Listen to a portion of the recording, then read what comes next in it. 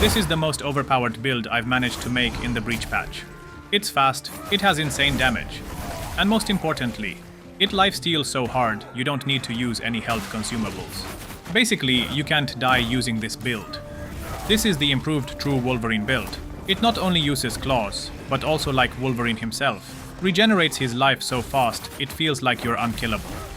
Alright, let's jump straight into the build. The weapon we're using is the Gauntlet Claw of the Crescent Moon. I picked this one because I'm in love with its attack animation.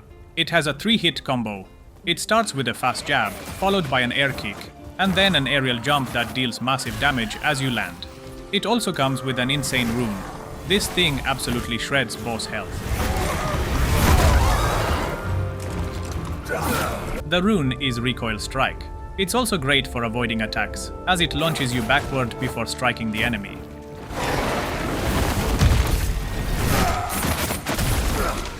Now for the other runes, I've experimented with a few enchantments, but I barely used them.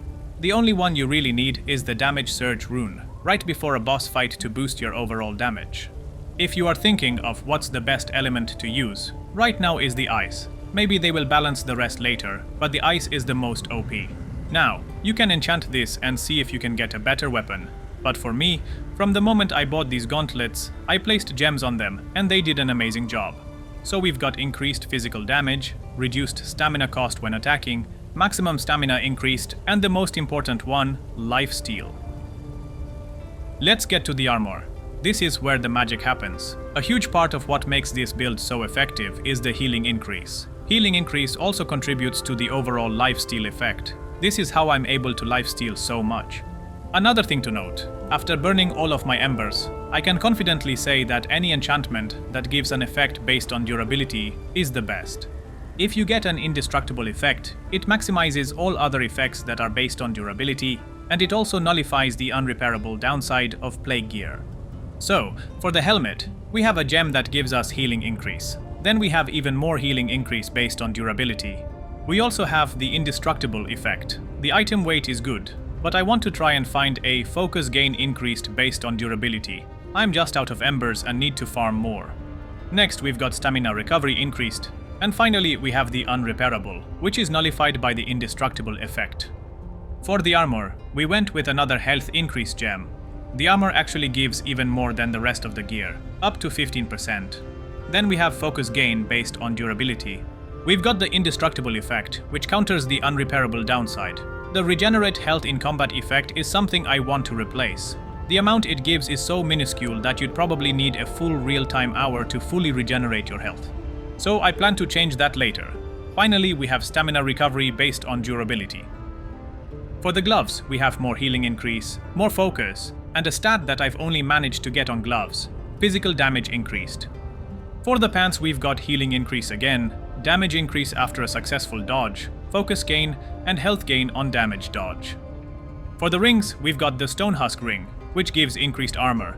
And trust me, there's a significant difference in the damage taken when I have this ring on.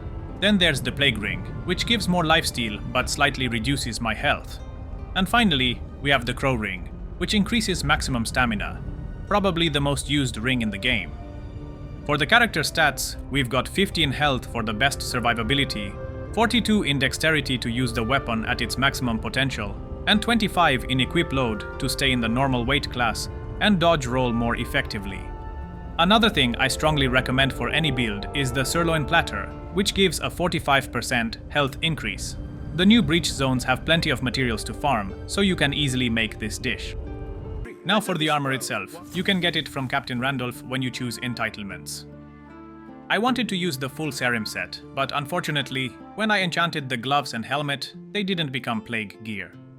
As for the weapon, if you go from the Wisp to the market where all the vendors are, past the blacksmith toward the left bridge, and cross it, you'll find the new NPC Ilaria who sells gauntlets, specifically dexterity-based gauntlets.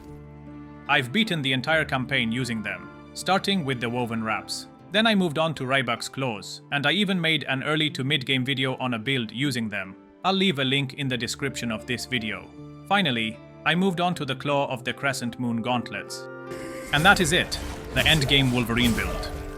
Now I want to show you a build that has even more lifesteal, but the weapon's attack is a bit slower than the gauntlets. I personally prefer the gauntlets, but if you want even more lifesteal, then I recommend the legendary one-handed rapier Sinew, paired with an offhand weapon, shield, or bow, where you can stack even more lifesteal.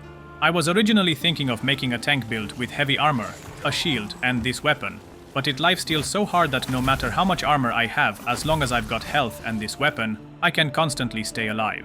You get another 20% lifesteal, 10% more from the gem, and since this is a one-handed weapon, your offhand can also add lifesteal and health increase, boosting it even further. I even tried this without the crow ring that adds lifesteal, and it still worked just as well. Like if you want a tank that never dies, go with this weapon. If anyone is interested in how to exalt weapons and farm materials for them, I've also made a more detailed video on that. I'll leave the link to it in the video description. Before I end the video, I just want to remind everyone that the developers have released a full list of all the enchantments, along with explanations of their mechanics. This will massively help you in crafting an amazing build. You can find this list in the Steam patch notes, and I'll also leave the link in the video description for anyone interested. If you liked this video, consider subscribing, and if you have any questions, leave them in the comments. Thanks for watching.